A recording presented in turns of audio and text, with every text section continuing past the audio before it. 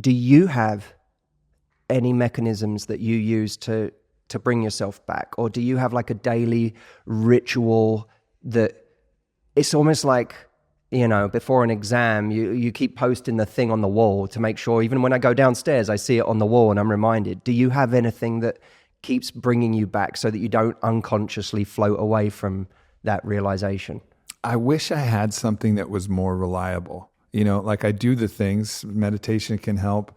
This thing helped a lot because it actually, any reminder where I feel that kind of openness and love, and like this brought me back to those great moments in Poland, which is something that while I remembered it, I also forgot it.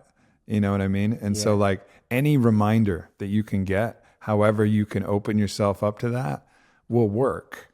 I think that's what because obviously the guys, we've got this group going, and we text each other in that group and there's always something going on in there on a daily basis.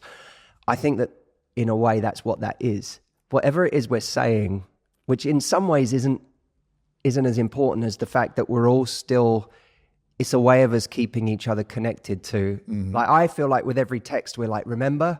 Yeah, totally. Remember? Totally. I know you went back to Dallas. I know you went back to Utah. Totally. I know you went back to London.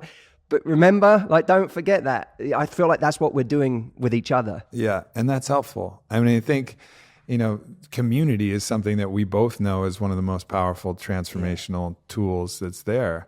But being a part of it ourselves is something that we also have to administer, to ourselves, as well as create these containers. Because I know you hold these big retreats and the community aspect of that, the bonding, the people going through it. It's a traditional satsang where you have people with these same ideas going through these initiatory rituals and things that actually bond them even closer. And then they have this sense of tribe.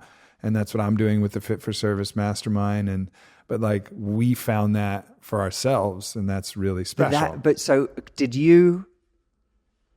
Because I look at that and I'm like, man, I've done that for 10 years for other people now, and I'm embarrassed to say I haven't done it for myself. Like that Poland trip was needed in so many ways for me, and it brought me. I'm very, very lucky that I have community and family, and not everyone is close to their family, and so that's always given me a sense of original tribe that I've been very, very blessed to have. But I also, I live in LA, my family are in London. I haven't created that sense of community outside of maybe 2 or 3 close friends, but even them I do a poor job of seeing regularly enough. Do you feel that you've done a good job of that in your life, or was Poland like it was for me? Poland wasn't the first, because I do that in Sedona and I bring people together, but it's so sparse. So take I've been back from the darkness now for close to like a week and a half, 2 weeks. And I've seen some of my really dear friends and brothers who I've gone through that. But what was the circumstance that I saw them? Well, I was with a girl that I'm dating right now, and we were, one of my brothers was there with the girl that she's seeing, and then one of them was alone, and we had dinner and drinks, and it wasn't the same thing. Like I saw him, but it wasn't the same container that really allowed us to like bond in that certain way. And I think that's the interesting thing. It's like it's not only having them, but it's like about creating the containers and experiences where you're actually going through something that's potent. So what's the answer to that? How do we, because that's what I'm fascinated by right now. That's like, for us, I look at it like, okay, great start. Like we did this thing and we've got this amazing group of guys, and like, man, we were able to create something there that people are lucky to have. And I'm like, okay, so how do we keep creating that container? We have to make it a priority, like that's the thing. And I think we have lots of different priorities, and that's really something that I've reflected on, is like, the priorities we think we have are largely based on momentum. They're largely based on conditioning. They're largely based on the satiation of some need for validation or a thrill that's temporary. Like if I look at the amount of effort I've spent and energy I've spent in romantic relationships versus the value that I've actually gotten into my life from that. Like I get so full just hanging with my dear friends and going through an experience like that in Poland. But how often do I do that? Or it's doing like that in Sedona, but I'll prioritize this trip to Miami with this girl that I'm interested in, or this trip here, or this fucking yacht party, or whatever the fuck I'm trying to do, which is costing me more. Right. And like I'm getting less. But yeah, all right, there's going to be that momentary thrill where we connect sexually. And like that for some reason, not for some reason, I've actually explored that reason. It's because that made me feel better about myself when that happened. So it's not like a mystery why I was doing that. But the actual thing itself is like, yeah, sex is great. I love sex. But it's not that fucking important or that good that it's worth prioritizing your life towards that instead of prioritizing your life towards creating something else that's really going to fulfill you. Yeah. And I think that's just this level of kind of maturity that I think we were talking about earlier in the kitchen. It's just about changing your priorities to say, all right, like business, yeah, I could grow it a little harder and a little faster if I just continued nose to the grindstone, always focus on that. But is that really the most important? What if I'm really full and I do less, but everything I do emanates with a certain energy that's richer and that can go deeper? So maybe my output slows, but my quality just goes way up because I'm filling myself up. And when you fill your cup up, you can pour that abundantly and generously back out. And I think that's just the shift. I think that's huge. And it is a reprioritization around, like what we did in Poland as a group has given me this it's like fat burning versus sugar burning, right? Like the kind of sex you're talking about is like sugar burning, right? It's like you get the rush, but it's not, what does it mean to you 2 days from now? Yeah. That trip and having that sense of community, that has lasted with me the entire month. Right. Like it's like given me a different energy this month. People in my life have noticed a difference. Yeah. Because I feel connected differently.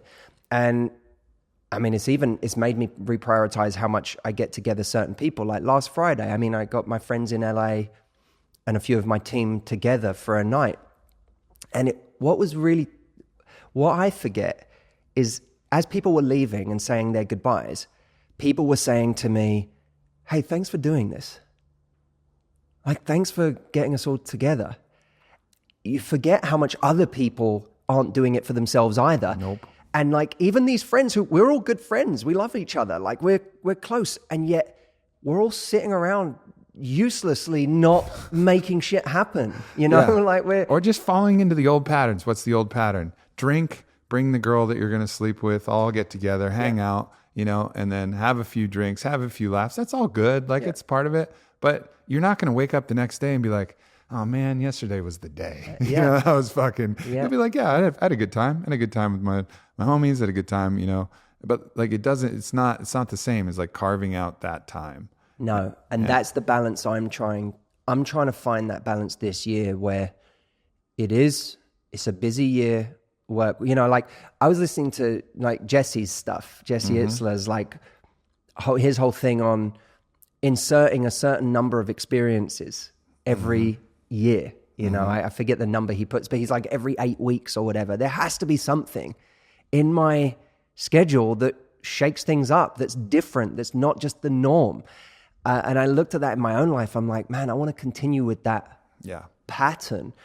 But what I'm playing with this year that's a little bit new, because I always prioritized just what are the things I have to do? What are the things that I need to get done? I need to make a new video every week. I need to do this, do that, be this present on social media. I need to get ready for this program that I'm running, that I run twice a year. It's all routine. And yeah, it falls into my area of responsibility. And we're blessed that we get to do something we love. 100%. You know, so it's virtuous in many ways. Yes. But I think Jesse provided that he's already passed that first mountain. He's got nothing to prove on the business side. He's like accomplished all of that. And so I think we all got to learn from him, and that wisdom that you're sharing there is like, he's not growing for growth's sake anymore. He's growing, he's doing what he wants to do. Right. in a more radical way. And I think we're all in a position where we can start to do that. And I think Jesse was a good leader to like remind us that, you know, and I've done that a little bit, but I haven't done that to the degree that I want to do that. And that's the transition but that you feel I'm like, making. to me, you're like, you know, I feel like you've done so many journeys and you've done so many things. That's like, you know, I said to you, you know, about some experience, other thing I want to do this year. And you were like, yeah, that's a cool thing. You know, like I could tell, like for you, that's like, you've been there, done that. Like you have done so many things. So I feel like I'm looking at you and going, well, I need more of that. Whereas I'm curious, what's like for you who's done such varied experiences, like what do you qualify as growth now for you out of the ordinary? It's more of a continuum. It's more of a gradient, right? It's like, it's not necessarily a hard line. People love these hard lines. They're like, January 1st, I'm a new man. Yeah. Starting Monday, I'm keto as fuck. And it's going from this point forward. And it doesn't hold. Right. Because like change happens generally in these gradual ways. Even as an extreme thing, like going from the cold to the darkness, I took 2 weeks doing that.